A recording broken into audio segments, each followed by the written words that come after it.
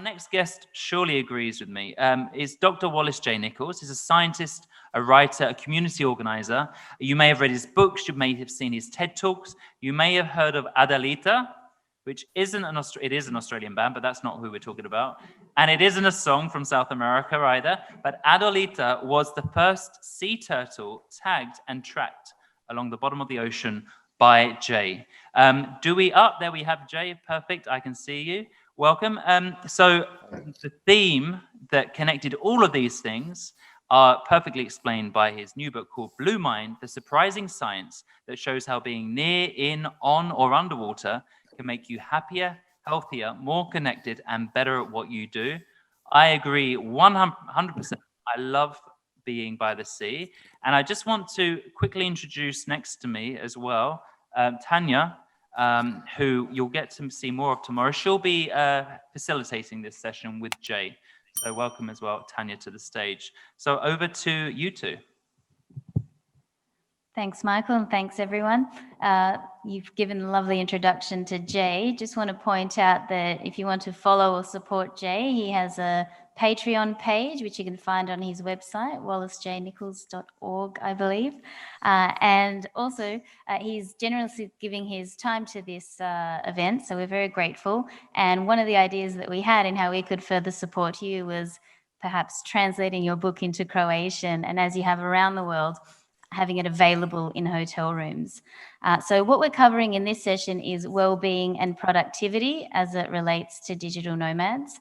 I'll hand over to Jay shortly, but there will be an opportunity for Q&A, and anything that's not answered during this session, we'll capture. The amazing AV team at the back will capture, and you'll have the opportunity to have your question answered by Jay.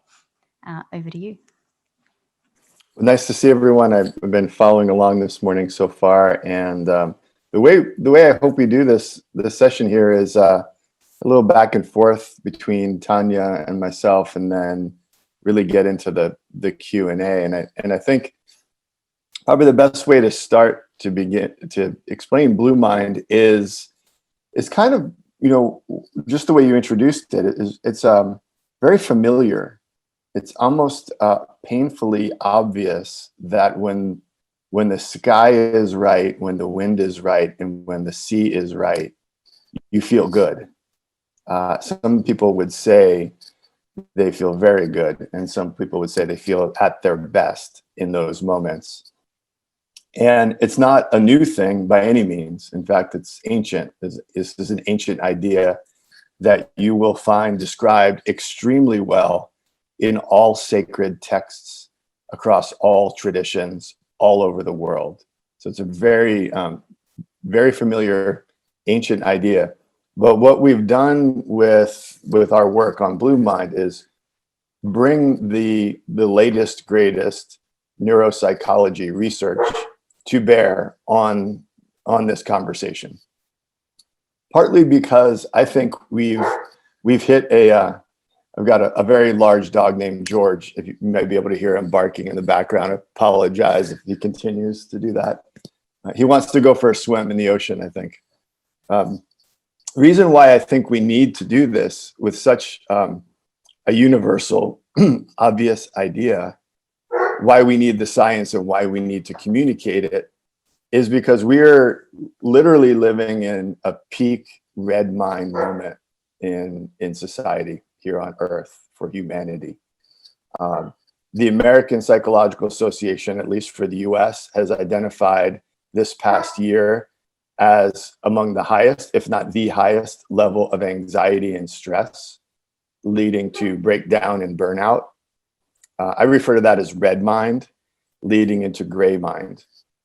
And even though we may be digital nomads, we may be able to move around and flex and adapt to the changing circumstances, whether it's political, whether it's a global pandemic, whether it's economic.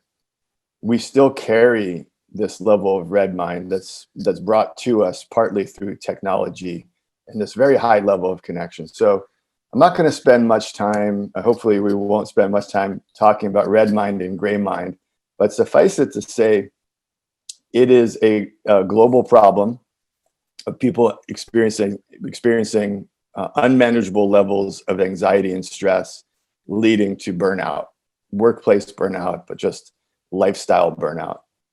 And Blue Mind is part of the solution. And the video that you showed during the break after the past session that depicted people sailing, working on sailboats, paddle boarding, swimming, paddling in all sorts of ways, walking along the waterfront. You can see, and you can see just in the video, you can see it on their faces. You can feel it yourself when you let those images come in through your eyes into your brain. You can feel it. You really understand Blue Mind, even by experiencing virtual Blue Mind through digital technology, through images, through film, through music, and through sound. But there's really nothing better than fully immersing yourself, either being near, in, on, or under the water, feeling the wind as it shifts, feeling it change the weather, paying attention to it.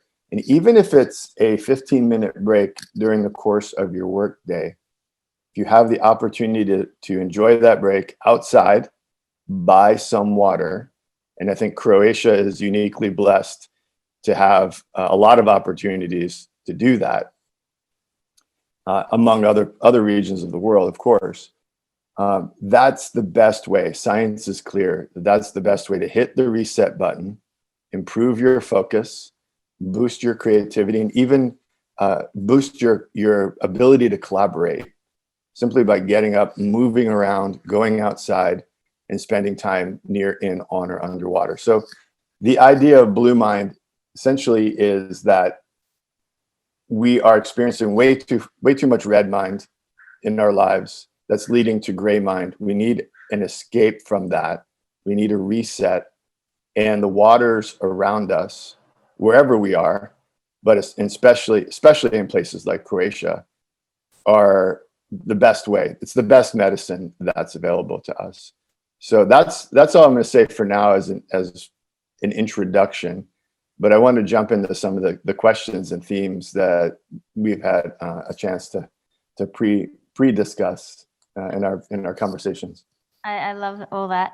One of the things that we covered prior to having you on was the icebreaker that you normally do at your summits. So I don't know who should introduce that. Maybe you. There was a question, where's your water? So it's normally talk to this person next to you, who preferably you don't know, and ask them, where's your water? Is it a lake? Is it your bathtub? Is it something else? So should we take that opportunity now? We'll get Michael to moderate and get a few audience answers on that one. That would be great. So yeah, normally when we're all in the same room having a conversation like this, I'll start out by asking everyone to turn to the person next to them and answer a simple question, which is, what is your water? And if that doesn't make sense, think about what was the water you first fell in love with, maybe as a child, maybe as an adult. What was the water, your earliest memory of being, of this feeling of being connected to your water? Or maybe more recently, what's the water that you've most recently fell in love with? Or what's the water that you dream of going to when you need it? Or what's the water you go to now regularly when you need it? And, it's really a personal question. There's no right or wrong answer. You can be literal or metaphoric in your answer. You can be poetic or you can be scientific. Not that those two things are incompatible. But just take a minute, a second in your own mind to ponder that question. What's your water? Like, what's the water you're most in love with? And if you're online and not in the room there, and there's somebody near you, shout it to them. Say, hey, my water is the Pacific Ocean. Or if you're sitting there, turn to someone maybe distant. I don't know how close people are seated, and answer that question. Perhaps the two of you can answer it and get us started. Tell the person next to you, what's your water? Give them a little feeling of the name of your water and why you love it so much. Excellent. Perfect. Thank you. So, yeah, so look at the person nearest to you. And as Jay mentioned, just tell them what is your water? What's the place you go to maybe to relax, to escape things, to enjoy, to study, to work, whatever it is. You could be as specific as you want. You could be as vague as you want. Where's your water? What's your water? My water is obviously Castel Gomelica, home of the Castella Swim Club. I almost said a glass of gin, Yeah, but a bathtub. in a bathtub. A bathtub. How a glass of gin in a bathtub? Well, that's a good answer. And now we need the answer from someone who didn't. Like, so you don't give your answer, you give the answer you've heard. But Renato and Yelka haven't asked each other. You could ask Yelka. Oh, can you test? Just so you know, I will be asking someone. I'm also a teacher in my spare time, so I don't mind pointing at someone and asking them. It's always good. Then people like.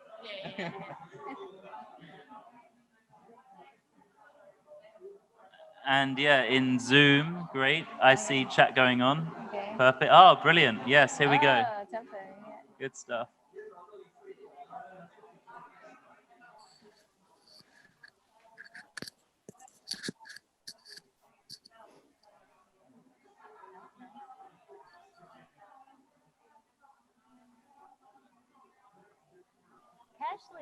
Cashley, give a shout out. Yeah. Shout out to Cashley. She'll be with us later. Yeah. I didn't hear you though, but when you get back on, yeah.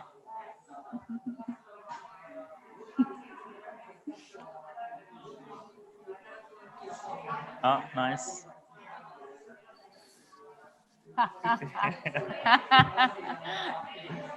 Nice, Avery. Okay, excellent. Round up your water talk. Oh, yes, please. Can I get some water? Thank you.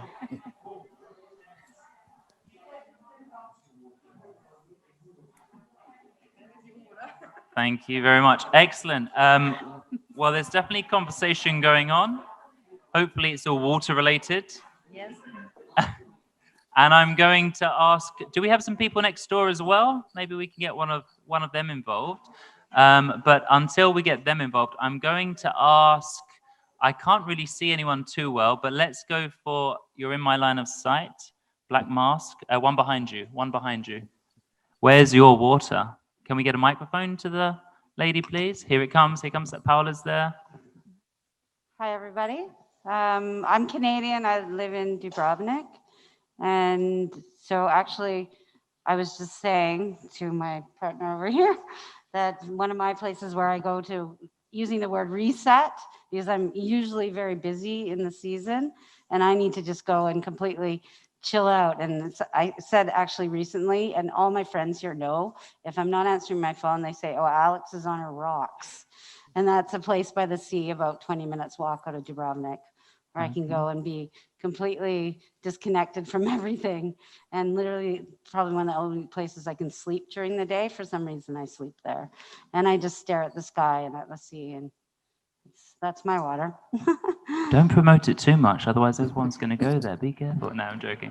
Excellent. What about somebody from next door? Paula, can you jump through the void? We've got, for those that aren't here, we have 2 rooms due to social distancing. So she's just going next door now. And what's your water? Paula, what's your water? Mine? Oh, mine.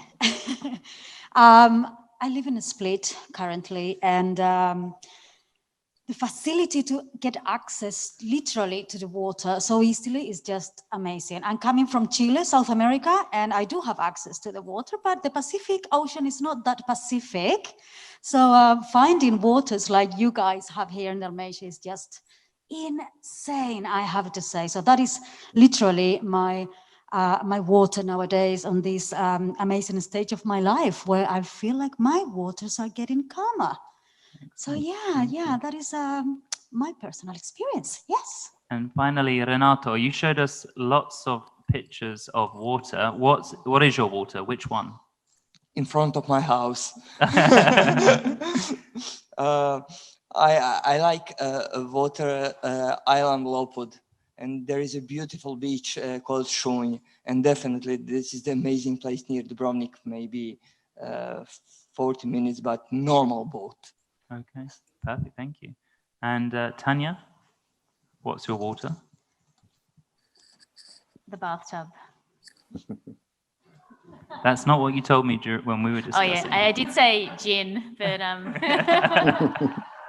the ice in my gin. There we go. Jay, how was that? That's excellent. I took a few notes here, and I think whenever I do that simple exercise, two things happen. Things get lively. People dig down into and imagine, and wherever they are, sitting in a room, but imagine their water, and they feel good. And so the conversations, just the volume goes up, the connection increases. People make new friends by sharing a somewhat intimate story about their water. And then the insights, basically everything in my book was just said in the room there. So we heard that sleeping by the water comes more easily. Well, there's some science behind why that is true. We heard it's insane how much water there is, the excitement about it, and that it's amazing. So there's this uplifting aspect too. So it calms you, helps you sleep, helps you focus, but it also excites you in a way. So it can bring you up and it can calm you down. This idea of being more calm, more relaxed, letting your breathing rate slow, letting your blood pressure drop, letting your heart rate slow, getting into that blue mind state, out of the red mind, avoid the gray mind. And so just by going around the room, if we spent an hour listening to all of the stories that people are carrying, it would be truly amazing, and an hour well spent. And we would learn a lot about each other, and we would really especially with a group like the Digital Nomads, we would take a tour of the globe by having this conversation. You would learn about waterways you've never heard of. You would be enticed to go visit them. And I think the big takeaway for me is listening to your conversation is the point I made at the beginning, that Croatia is truly blessed with Blue Mind as a resource. The interesting thing about that is it's somewhat under-recognized and undervalued as a productivity tool, as a public emotional health benefit. And when we adjust that, when we have conversations like this and codify the science and make it common knowledge, then I think we change the value equation, and that can only be good for the water's health and for our health. So just this simple conversation, that simple question, where's your water, or what is your water, gets the juices flowing, you could say, and changes the mood pretty quickly. So thank you, Tanya, for reminding me to put that question out there. Your idea. I'm just replaying it here.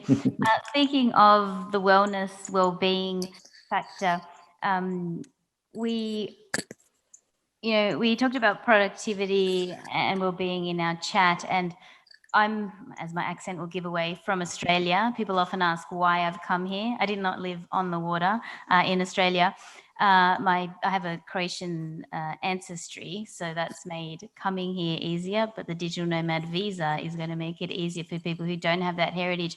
But one of the main things, and the name of the business choice, Saltwater, was being by the water. I do focus on work and being productive, but a really big part of that, and what the digital nomads coming through are here for, and whether that's on the coast or inland, or in your bathroom, in your bathtub or shower, is having that chance to step out. I mean, we threw out a few terms like digital detox, but Jay, you've done a lot of work in other summits, and particularly in the tourism sector, and this is a major industry in Croatia, and something that you said really stuck out, which was emotional wellness. So I was jotting down furiously while we spoke. If you're in the tourism sector and you're not factoring that in, you said that means you don't know your product. Can you share a bit more about that? So emotional wellness, so what the current trends and topics are on that and what that sector can look at, please.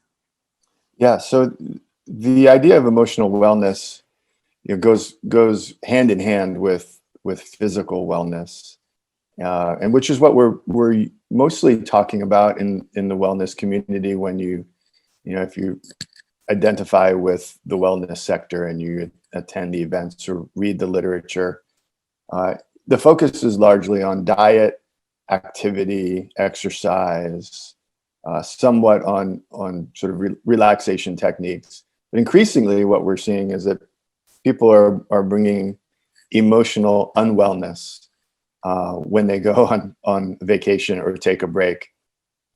And it isn't enough just to take care of the physical body. There's a lot of emotional health work that can be done. And I would say that if you're in the tourism and hospitality sector and you don't understand the concept of emotional wellness, you're really missing out on what your product really is offering. And you really need to understand it in order to understand your product itself and understand your business. So I think it's kind of a little sharp edge to say it that way, but it gets people's attention. So no matter what business you're in, what line of work you're in, you would not want a marine biologist like myself telling you that you don't understand your product. That might be slightly embarrassing. So let's avoid that and get up to speed on our understanding of emotional health and emotional well-being. The connection for me is to water in this concept of Blue Mind. So if you work in hospitality and your location involves water, whether it's a lake, a river, an ocean, a pool, a spa, or really a great bathtub in a room, and you don't understand the emotional wellness benefits that you're providing with your product, you're underselling it, you're underrepresenting it, and chances are you're also undervaluing it. And those are all probably bad components to your business, especially in a time like this when people are carrying an extra load. People are carrying an extra heavy bag of rocks.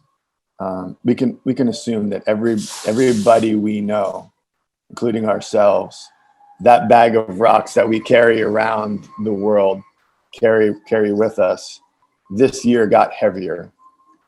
This year the rocks got more numerous. This year the rocks got sharper. Yet we still have to carry that bag. And so as people begin moving and traveling more, become a little more free to do so, I think it's extremely important that we're offering a fair, accurate description of our products. And in the tourism and wellness sector, that does involve emotional health. Yeah. And to add to that, it's not just the visitor, so the incoming digital nomad, but the emotional wellness of the staff, the team, everyone who's delivering it. So it's quite a harmonious circle. Touching on something else which you write about extensively and talk about regarding productivity and digital nomadism, work-life balance. We discussed how we weren't the sliver of actual time that balance actually exists, and you refer to this as creative disequilibrium. Can you share your thoughts on this and what that means, particularly for digital nomads? Yeah, this may sound like a familiar story. It's this idea of balance has been marketed to me for my entire adult life. I've been trying to achieve something approximating balance in my life since I first came across the idea that was a goal for a healthy adult. And suffice it to say, at 53 years of age, I don't think I've achieved it. And I can look back and identify a few brief moments where perhaps there was balance. But I was coming through it, and it went by pretty fast. So that may sound familiar to a lot of people. In fact, I think it's the norm.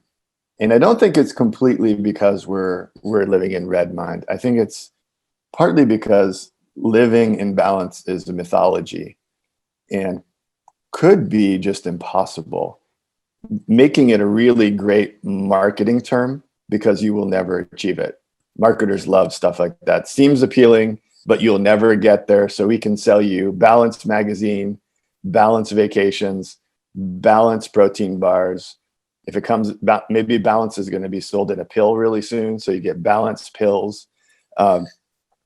Market to you towards achieving balance. When I really took a step back and thought about it, my life has been about creative disequilibrium. When it feels really good, when it feels really right, it's not balance. It's creative disequilibrium. It's taking the chaos of the world, which, to take a step aside, as a scientist at the molecular level, at the atomic level, at the cellular level, at the whole body level, at the ecosystem level, at the planetary level, and at the universal level, balance is death, balance is stasis, balance is stillness, and movement at the cellular level, at the universal level, is life, is creativity. So taking that lesson from the natural world at all of those levels, from atomic, subatomic to universal levels, and applying it to our own lives, the pursuit of balance is maybe fruitless. And if we shift our thinking and we frame it differently and look for creative disequilibrium, not creative chaos, not creative or not breakdown, but just disequilibrium that results in our creativity, then we can kind of live in this unpredictable world where we really don't have control and we really can't achieve balance. So for me, and I think for you, when we had this conversation, the term creative disequilibrium comes as a bit of a relief and it fits. And then it gives us a better way to feel good about the all-nighter that we have to pull sometimes, or sleeping in because that's what we need in order to stay creative. And that it isn't about staying rigidly exactly on some kind of 1 hour of yoga, 1 hour of work, stand up, sit down, eat this, stay balanced. All that said, I do recognize that the goal of balance is physical and emotional health. And I think that is possible to achieve with that equilibrium mind state. So it was very reassuring to hear you say, oh yeah, you pull an all-nighter. You kind of think later in life that's the thing you want to avoid. But being a digital nomad or working to a different time zone, that one definitely comes into play. So, you know, you have to be on call for a client at 11 p.m. wherever you are, and it disrupts what you're doing. And so I really think that speaks a lot to the digital nomad lifestyle. And it's, yes, absolutely reassuring to hear that. Something that we talked about, and I don't think it's talked about enough with digital nomads, everyone tends to think it's like this plugged in backpacker. That's not necessarily so. We're going to hear about that throughout the conference on who is a digital nomad. But Jay, you've mentioned about the work you've done with youth and different types of water, from virtual to wild, and I'll let you explain those. But something that really stood out to me, and particularly with how COVID has changed remote work, is that families can now actually be digital nomads. And something that I think we all see, and I know I am guilty of, is the amount of screen time that we have. And you mentioned something about how you were able to connect with your own kids, which could be a good tip for people out there. But whether you're a digital nomad with children or without, do you remember that part of the story that we were covering? Could you share a bit about that? And it's to do with how being near the water opens us up. Yeah, so I'm a dad of two teenage daughters. One is a freshman in college. She's 18, Grace, and one is 15, and she's a sophomore in high school. And certainly this past year, the school schedule and being online a lot more screen time, a lot more time around home. But over the years, you know, as the kids started to use technology more and as they started to orient towards their friends more than their family, and I felt that. I mean, it really, I can think back on it and really I remember the pain that I felt from that loss, their orientation being elsewhere outside of our family and not caring to spend as much time with dad. And so we got less time to do stuff. We had fewer conversations. We used to sit on the porch and have nightly conversations about everything.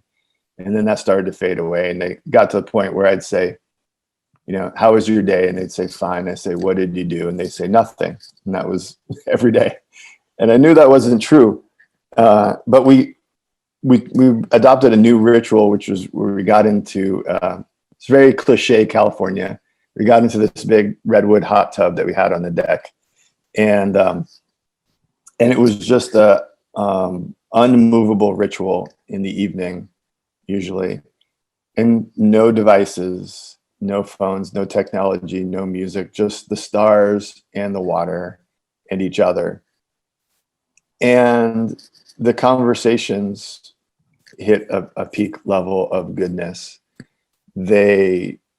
If I said, what'd you do today? They would tell me and we would talk about it. And it would be very rich and very satisfying and very interesting. And the thing that shifted, of course, was we removed the technology, but the water helps with that.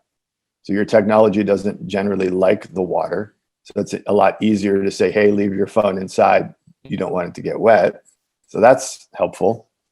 But I think the water itself puts us into that more introspective, more open, more empathetic place that we refer to as blue mind.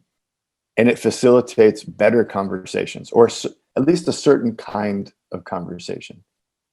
And that's a tip for parents, grandparents, aunts, uncles, anybody mentoring a young person.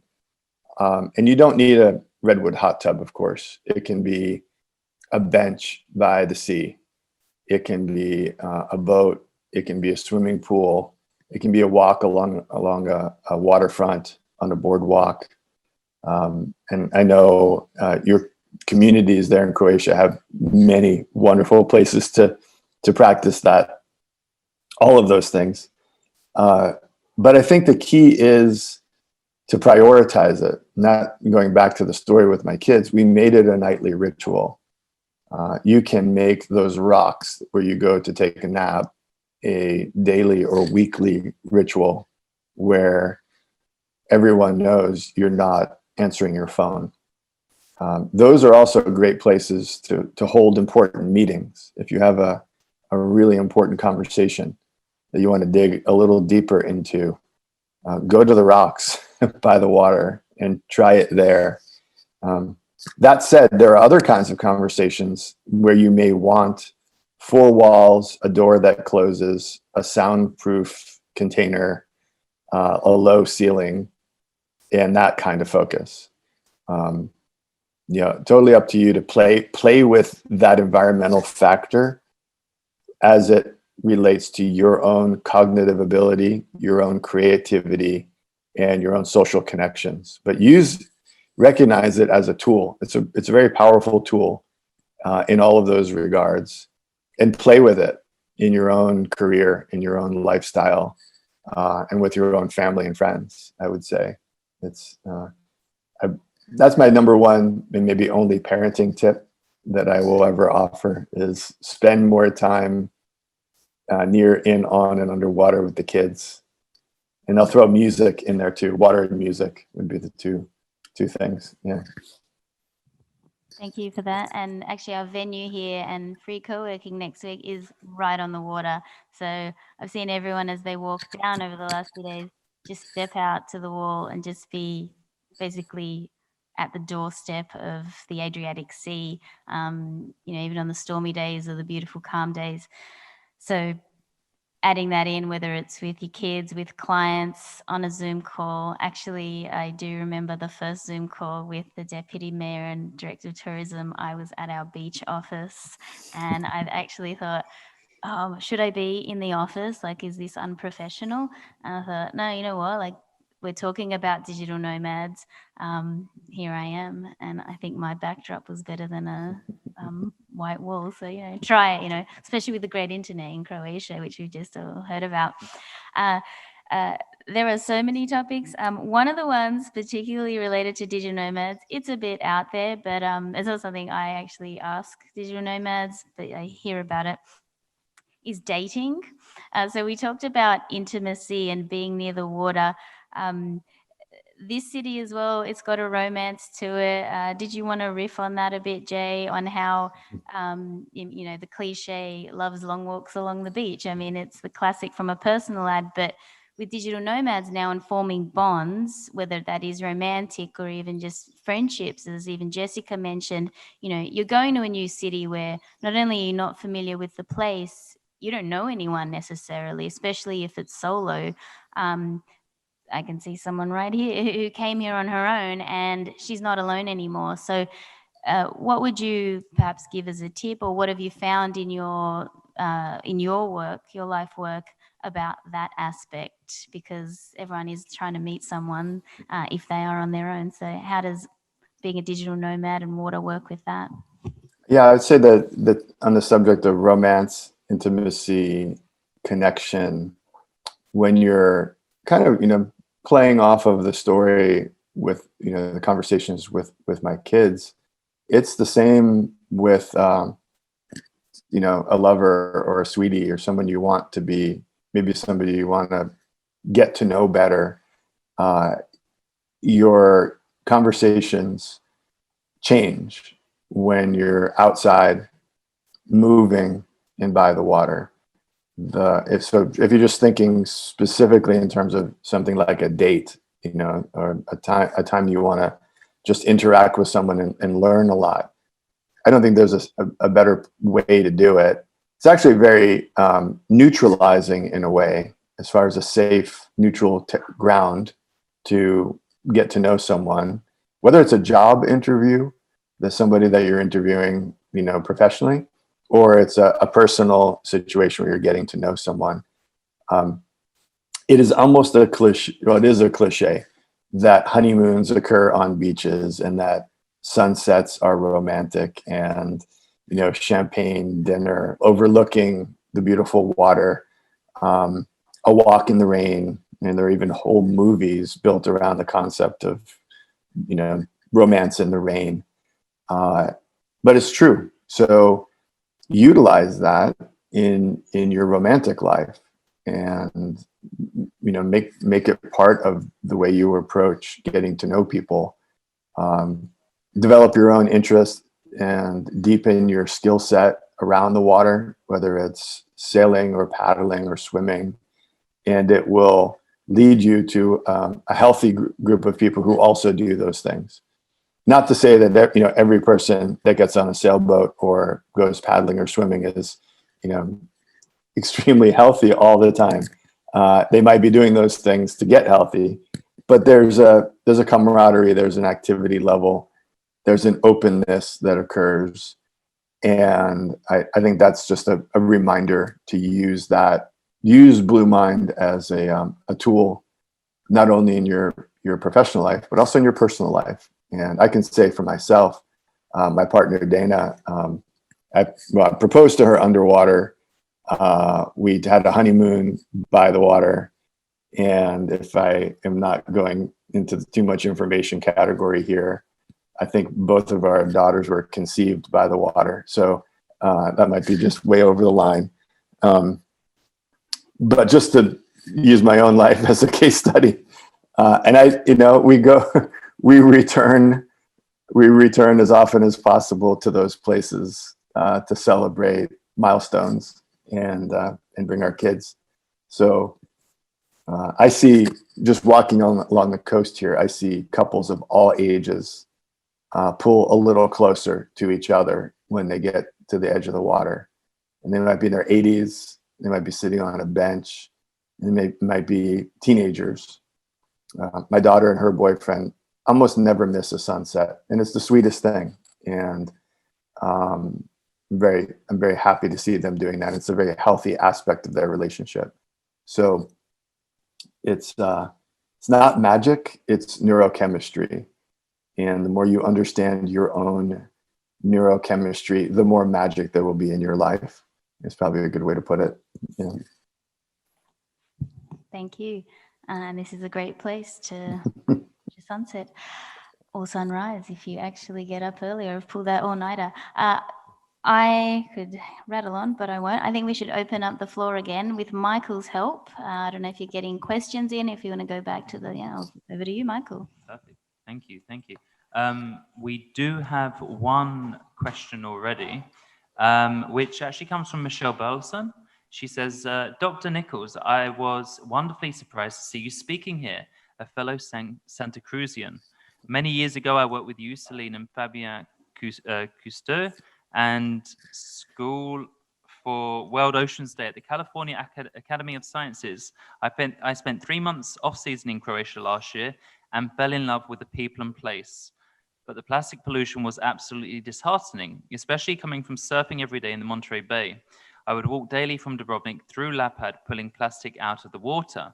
So what are some of the ways to bridge the gap between tourism and which at times tends to exploit the ocean, such as cruise ships, plastics, cigarettes, and healthy oceans, especially in Croatia? Hi, Michelle. Good to virtually see you. It's been a while. I would say Michelle was very, very helpful in getting the word out around a wonderful event we did with Cousteau's many years ago in California, in San Francisco. I have very fond memories of working with Michelle.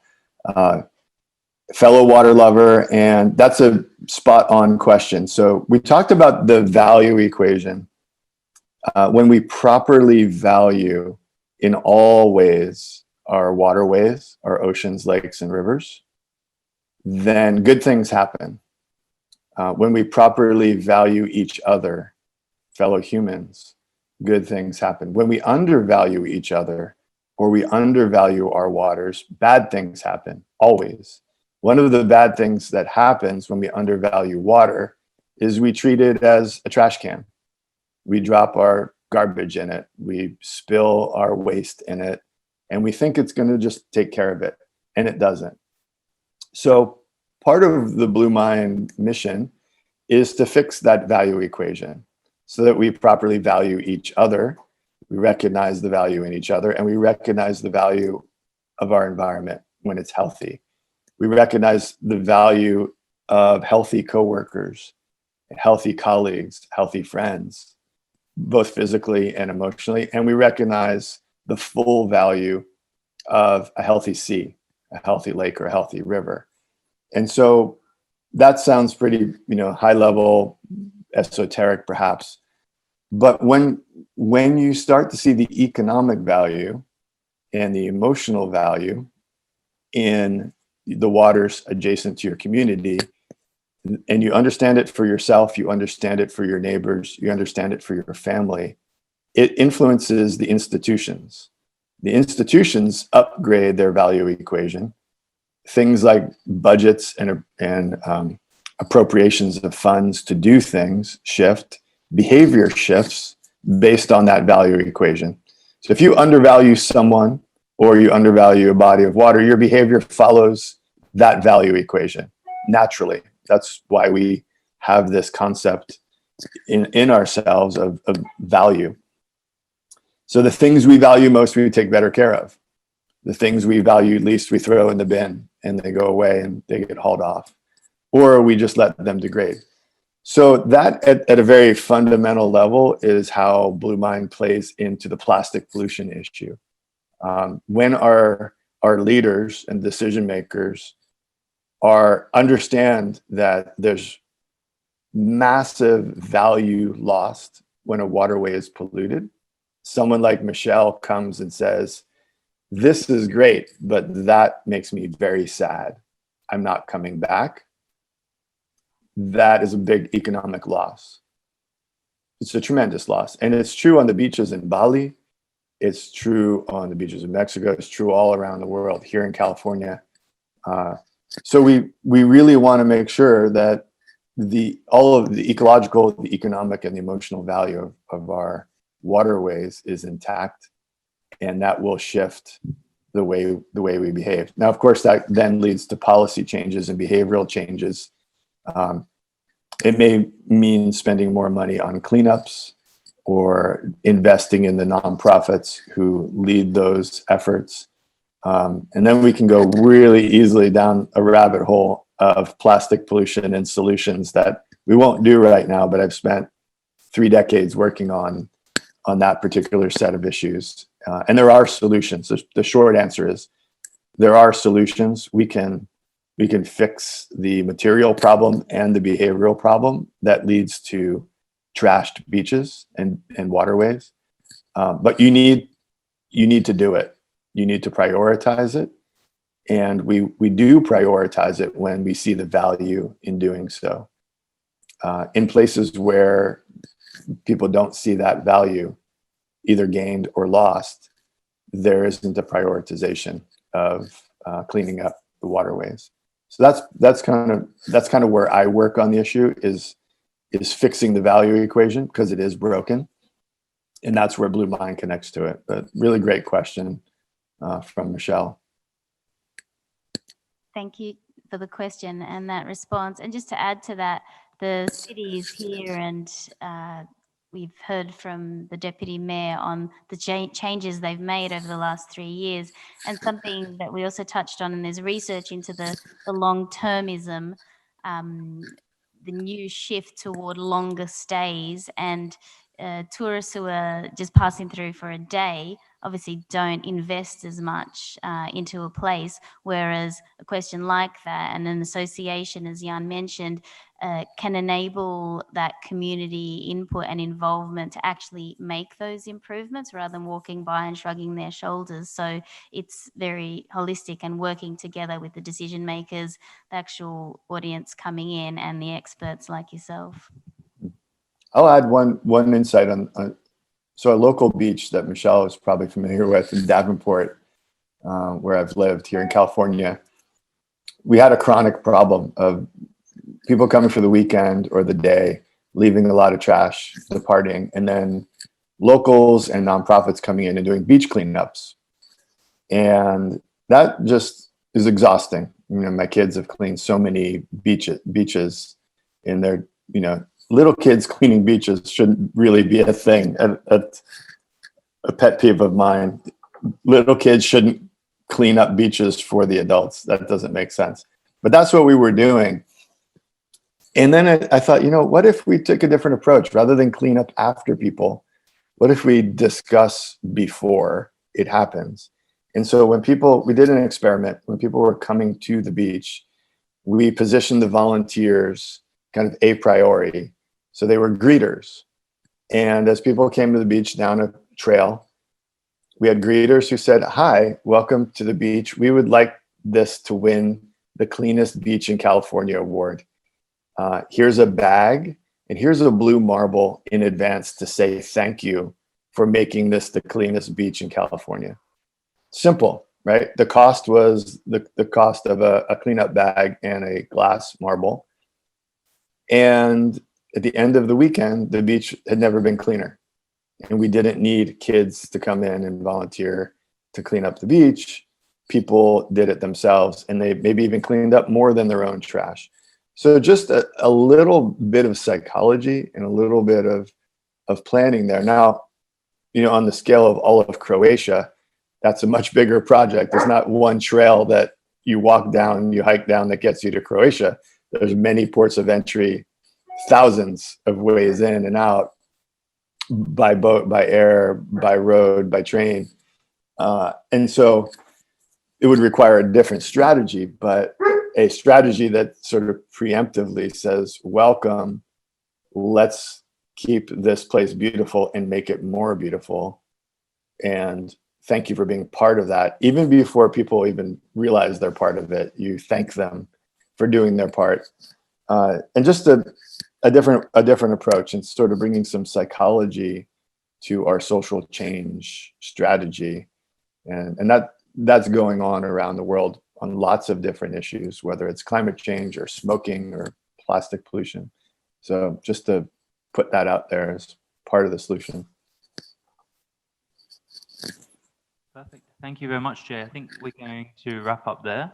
And just again, a big round of applause for Jay for his inspiring talk about the seas, the oceans that surround us, and the need for us to protect them. And it's, as he mentioned there, it's everyone's individual responsibility. Yeah, we can't expect, especially not young kids, to clean up after ourselves. So, Tanya, anything to add? Just find Jay's Patreon link if you want to follow the journey and support his work. And thank you so much. Thank you. So we're going to take a 15-minute break now.